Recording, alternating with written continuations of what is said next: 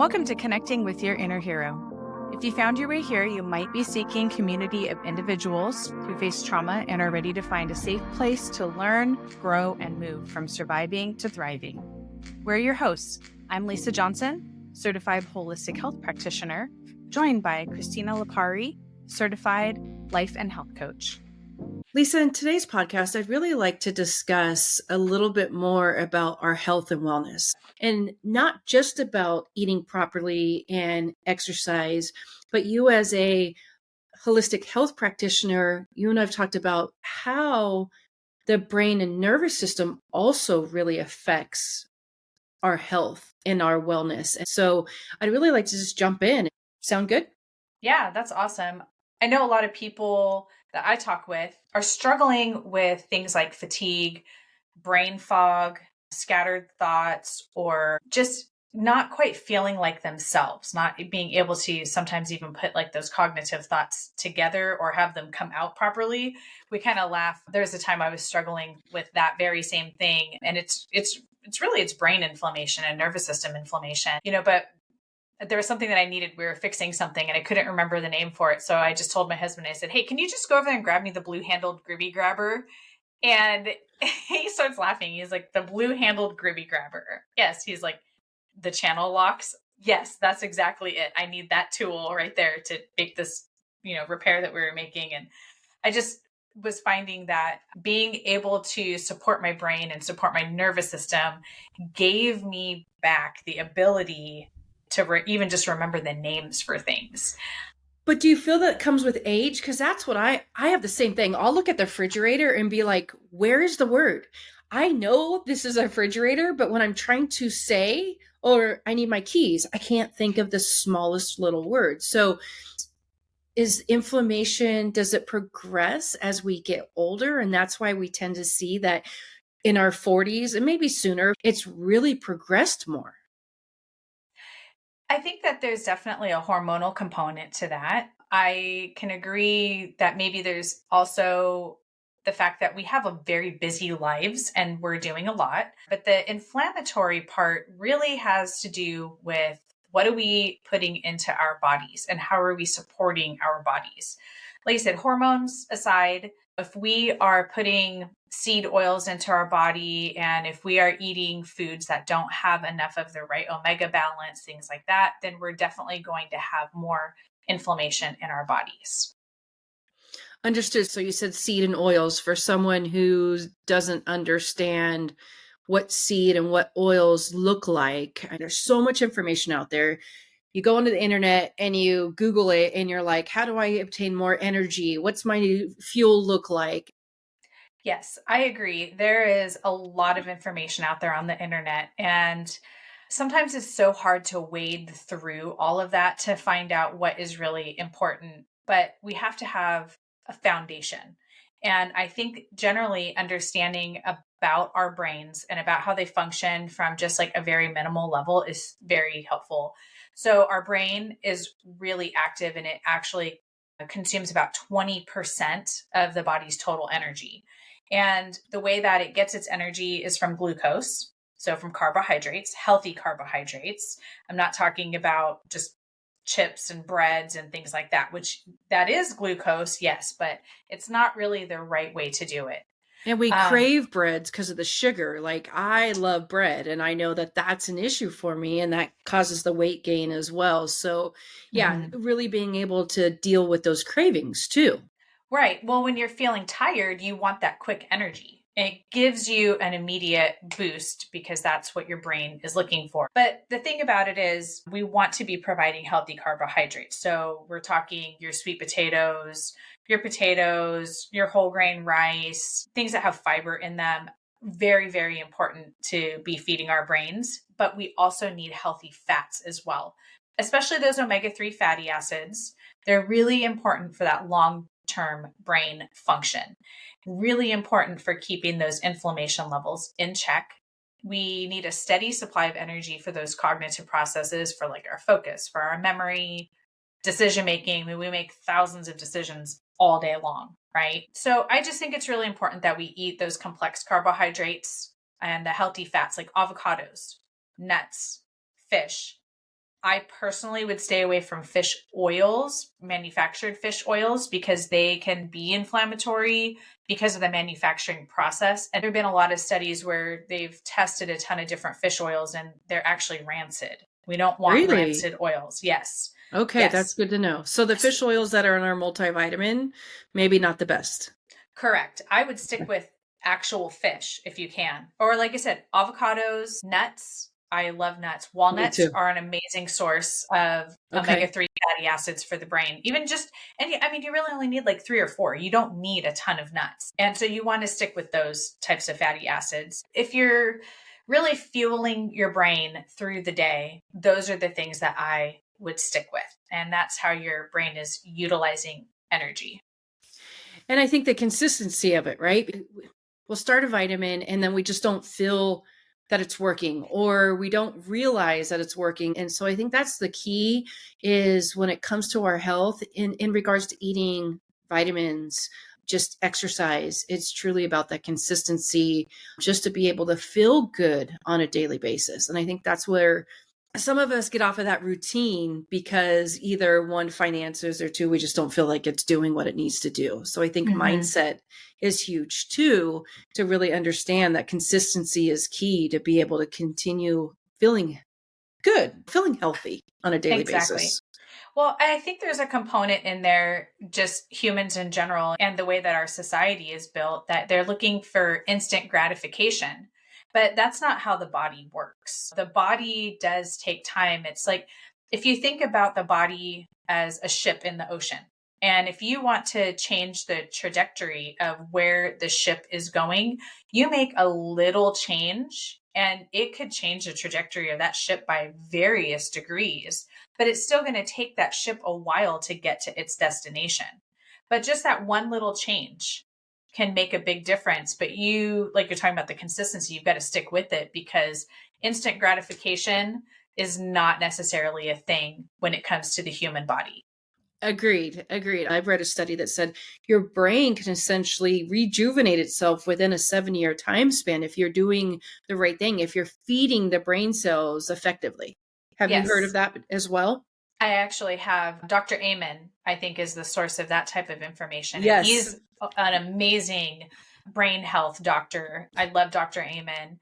And he does also talk about neurotransmitters as well. We're talking about nutrition. So neurotransmitters are the things that we have in our body that are communicating information. They're chemicals, and they do need to be fed as well. So in addition to those healthy fats, in addition to those healthy complex carbohydrates for energy, we also need to have our body have healthy communication avenues as well. What's some examples of some vitamins that someone that might feel the lack of the cognitive stability? So it's like, okay, I'm forgetting about the name of the refrigerator, or the blue doodad handle thing, or where my keys are, like just for like mood, the impact of mood, and in behavior, and just for memory, mindset. Maybe provide some examples or actionable steps that we can look at to really help the brain get the nutrition that it needs. Yeah. So we're talking about two different things here. So there's micronutrients, which is where you're coming at about your vitamins and your minerals. And then there's macronutrients, which are your proteins, your fats, and your carbohydrates. So we've already talked about two of the really key macronutrients, the carbohydrates and the fats. The next thing that is very important at the top of the scale that will help you with those vitamins and minerals are proteins. We really need to have adequate protein for our bodies. Everybody's protein needs are going to be a little bit different based upon their weight, based upon their size. Obviously, a smaller statured person is going to have a different protein requirement than a 6'3", 250-pound muscular man. There are definitely ways to figure that information out for you, but you do need protein because that's what's supporting your neurotransmitters.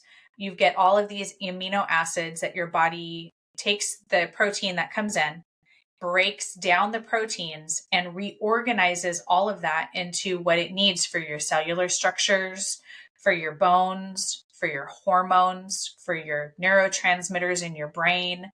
they help with mood regulation. Like I'm sure you've heard of serotonin and dopamine, which controls your motivation and your reward system, or even GABA, which has calming effects in your brain. And so if we have deficiencies in these amino acids, that can definitely impact that mood, cognition, and behavior. So what I'm hearing is that not only does your brain affect your health, but also bringing in the gut aspect also, like the combination, the connection between those two is so important to really be consistent on what you're putting into your body for like almonds and fish and fruits and so forth. And then the deficiency of the different vitamins as we get older. Vitamin D, like I'm in Arizona, so I go outside and I think, oh great, I'm under the sun, but at the same time, I'm really not getting enough vitamin D. So knowing that there are the deficiencies, one, knowing that we do lack certain components of what we need in our system to be able to have that cognitive ability to remember a certain word or whatnot, because as we do get older, obviously we need those essential nutritions to really help our body be efficient. That's why we're going to see a consistent decrease in our activity on either energy or memory. Is that correct?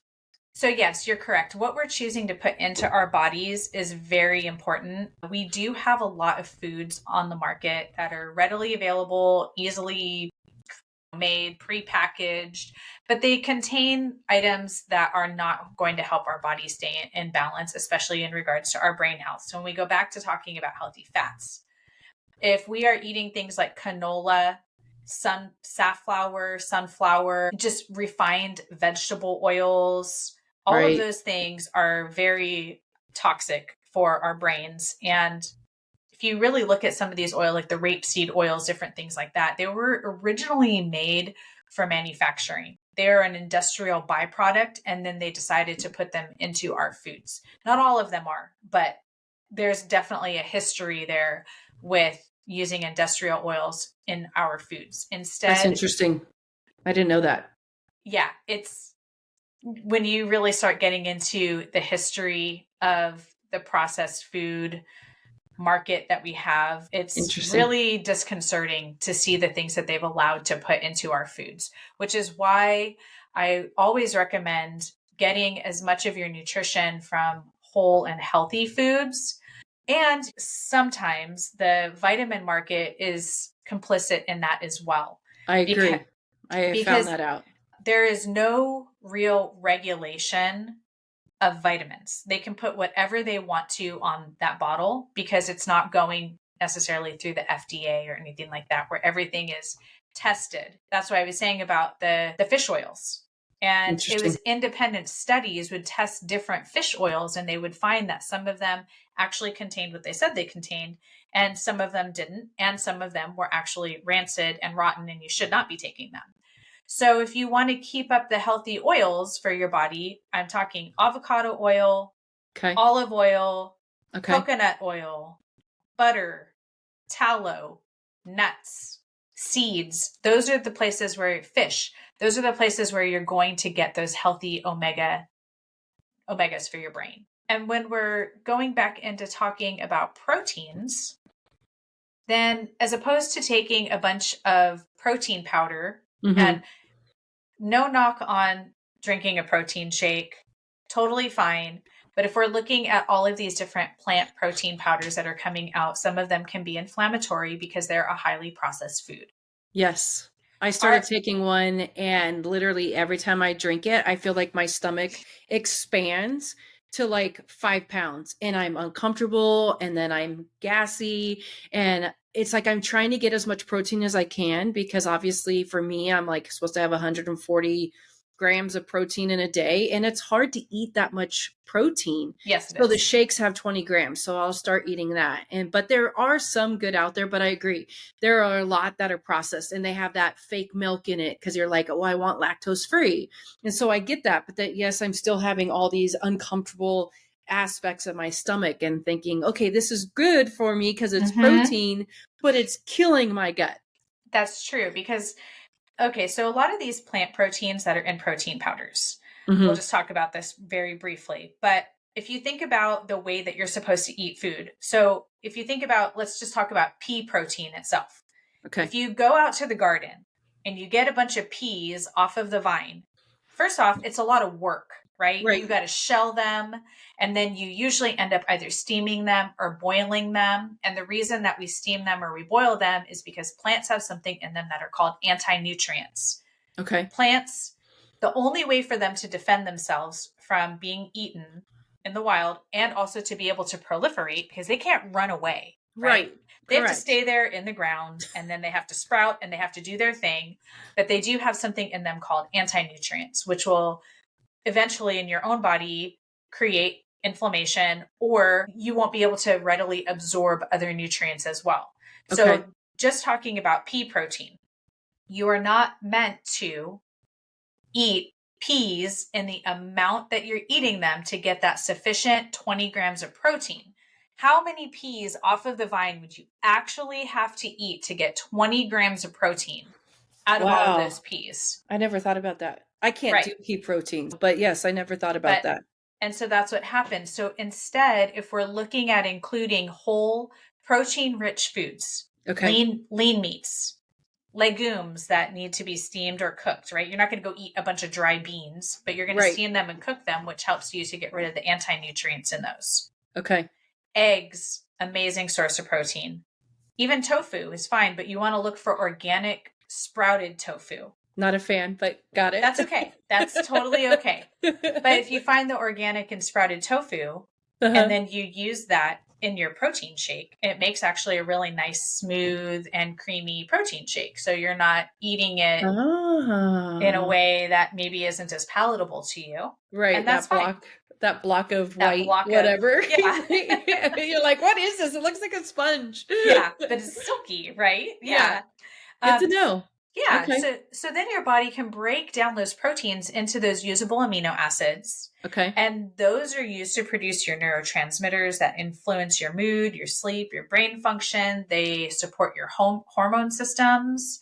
They support your skin. They support your connective tissues. I mean, amino acids are a very, very important part of muscle growth. I mean, everything is supported by protein in our bodies. And it's very important that we're getting adequate amounts of protein. And in all honesty, most people that I talk to are not. Right. 100%. How do you fuel your body with enough protein, enough vitamins, enough healthy anything nowadays? I would say focusing on your protein intake and focusing on getting enough fiber in with those healthy fats. So, incorporating your colorful vegetables, your fruits, your nuts, your seeds. I don't particularly care for fortified foods, in all honesty. So if you see, oh, it's fortified with iron or fortified with vitamins or fortified with this, that means that something has been stripped out in the manufacturing process, which they then require to add back in. That's good to So, know. I yes. didn't know So, that. Okay. right, right. So whole is going to be better. So if you want to eat your oats, that's great. Oats are wonderful. They've been demonized in a lot of different ways, but you don't want to use your stripped down oats. You want to use your whole oats because they still have the germ, they still have all of their fiber, and they're really helpful for your digestive system, etc. There's so much information that's out there that demonizes a lot of different foods. And if we remove the moral issue from food, then it becomes much easier for us to be able to eat to see what we need. A lot of people will say, oh, I can't be eating carbohydrates. They're, quote, bad for me. When we're talking about brain health and we're talking about, body health, it's really just about the types of carbohydrates that you're putting in. Right. If you're eating some type of fortified bread product with 30 different ingredients in it, then that's probably not going to be the right choice for you. But if you're going to eat a carbohydrate, which is a sweet potato, and you're putting some type of like healthy oil on it and Right. some seeds and some nut butters and some different things and eating that, amazing. Awesome. So I would say that some small actionable steps would just be to focus on your protein, focus on your 25 grams of fiber, focus on adding in those fruits and vegetables and your healthy fats. And that's going to just go a long way with simplifying things for you in order to be able to keep that consistency. Awesome. Thank you for that. Yeah, I think consistency is key. Doing your research, looking into a health coach or a holistic health practitioner to really be able to understand exactly what's going to be best for your body. Because again, like we've said, there's so much information out there, and what's right for you it's very confusing to know what we should take, what we shouldn't take. And so that's why I felt, having a little bit of a conversation today about just starting out of what it looks like. And then we can progress into, again, other conversations on episodes to come, just to really continue to help people, not just on their mindset, but also when it comes to their wellness. Because between both of us, between your being a holistic health practitioner, my health coach and life coach, just building that community of health and wellness for individuals and little steps and guidance is, I think, so key. So thank you so much for your time. I appreciate just information that you've provided today. As we close out this episode, we hope you found valuable insights. We have more for you, though. Grab your free journal that goes along with the podcast episodes. The link is in the show notes. Let us know in the comments what part of the episode resonated with you the most. Don't forget to follow and hit the notification bell to get updates on our newest episodes. Until then, be brighter and remember, healing is always within reach.